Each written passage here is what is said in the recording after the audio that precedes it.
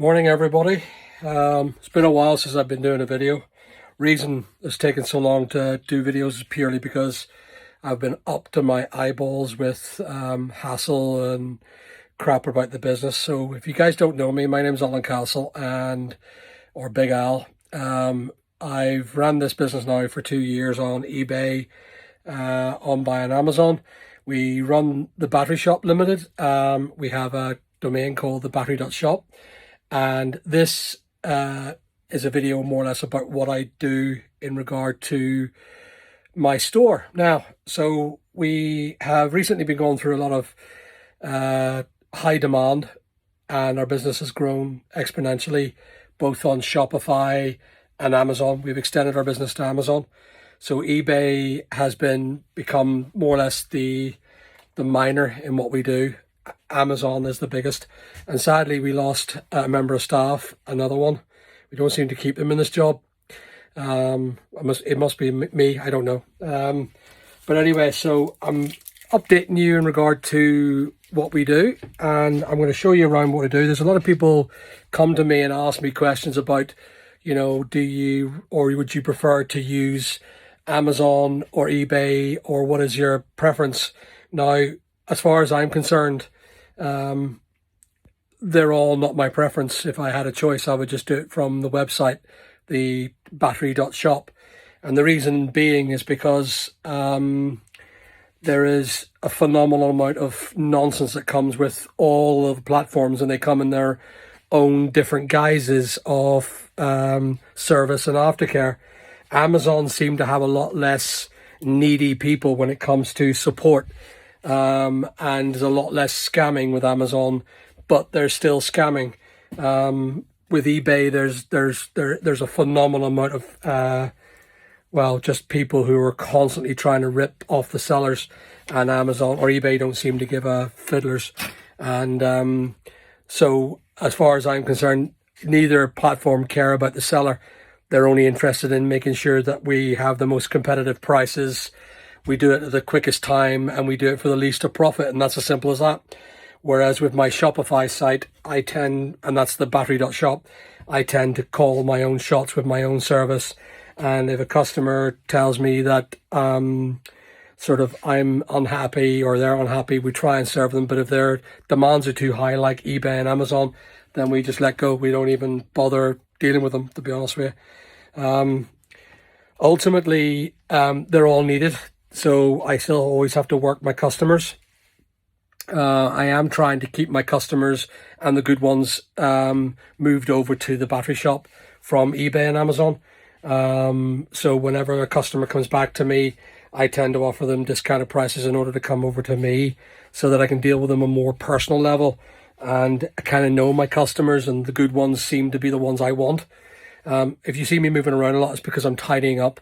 As you can see, this is all my stock. So I'm a Rayovac distributor now. That's Ever Ready, or Energizer, sorry. Rayovac is a company that do hearing aid batteries, and we supply them all. I stock them all, and I sell them mainly on Amazon and eBay, but I'm trying very hard to get them onto the main site. All these other places are just different batteries for different customers. Now, recently, and because of the hassle that I've had with batteries, I've moved my business elsewhere, and I've gone into eBay, or I've gone into Amazon, and I've started selling more or less everything in general. So I've opened up new shelves and new packing areas. So in this entire small room, I carry roughly about 400,000 quid's worth of stock of little things. So this would be what I sell now in Amazon. So the likes of the dial-on dies, and we still do the batteries, but we do them in bulk, and we do ink cartridges, and we do smokies and scissors and water bottles and rat and mouse killer, just the usual stuff. And I've tried very hard to try and grow the business in what I refer to as alternative products. Reason being is purely because the batteries can be the most problematic. You can't test every battery you put out. If you're putting out 100 batteries, it would take you 3 days to test them. and it's just not physically possible. Not for the fact that I carry nearly 4,000 different types of battery in stock. So ultimately, I'm going to try and keep the business and my core business and my battery business, but I want to try and extend over on things like sprays and silicons and, and paints and chargers and charge leads. And I've been buying things like just silly things like oils and, hard as nails, exterior stuff. And that's all for Amazon. That's the penny stock. I'm not making any more than 10, 20 pence an item. And that is a serious how tight things are with Amazon. To keep the sales going, you have to remain competitive. And I mean, to a point where you're breaking even or losing money at times. I'm selling face masks, making £0 on them. In fact, I'm paying the customer to buy them off me. And the reason why I'm doing that is because I like acting as a bit of a service to people, and I enjoy it. I enjoy supplying health care at either a break even or a loss. I don't want to make any money off healthcare. So yeah. So I'm tidying up at the minute as I'm doing this video, because I have just had no time, and I was just on one of the channels with on Nick and Andrea, who is another eBay trader in England, and he's moved to a new office. But I thought, you know what, it's inspired me to get myself back onto the channel. Anyway, look, I've had a lot of people, as I say, calling me about this MC011, and I've been helping them personally in regard to how to deal with it. And I'm going to give you a bit of advice on the MC011 when it comes to eBay. eBay will shut you off and they'll turn you off, which I call them at off-peak times. I've noticed that the MC011s always seem to happen around when eBay are not making as many sales.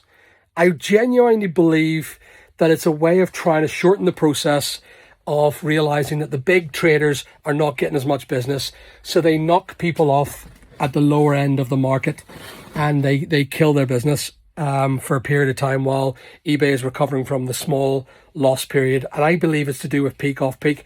It just seems to be patterned that a lot of people seem to call me about their MC011s in January, February, and now they were calling me. I had a guy who was calling me in September, and he was saying that sales dropped, and he decided to put a big sale on to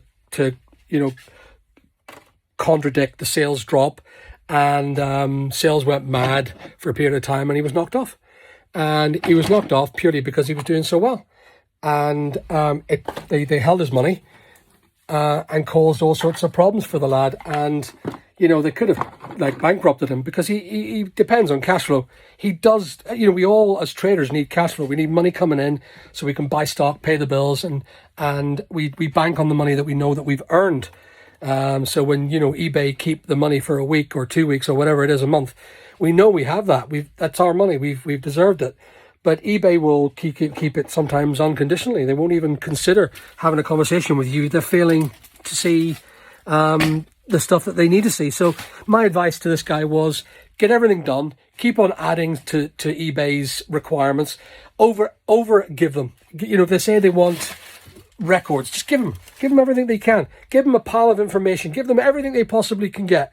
And when they're blinded and they're overwhelmed with what you have to give them, they just let it go. They realize that, well, you've got nothing to hide, you've got nothing to lose, and they'll eventually let it go. There are some bloody idiots that work in eBay, but there's some good ones in eBay as well. Anyway, I'm not going to stay any longer. I'm going to update you later on in regards to my business and where it's going. I'll give you a wee sort of rundown on the rooms. This room now is packed tight. I have no more room. The packing table is full of orders. I've got to get them done by the weekend.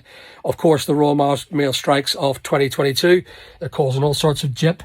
I'm getting a lot of trouble when it comes to where's my order nonsense.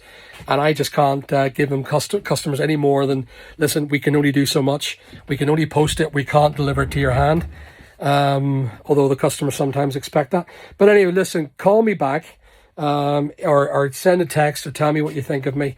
Or anything you need to hear from me in regards to my business, and I will try and see if I can help you otherwise. All right, good luck talking to you. See you. Bye.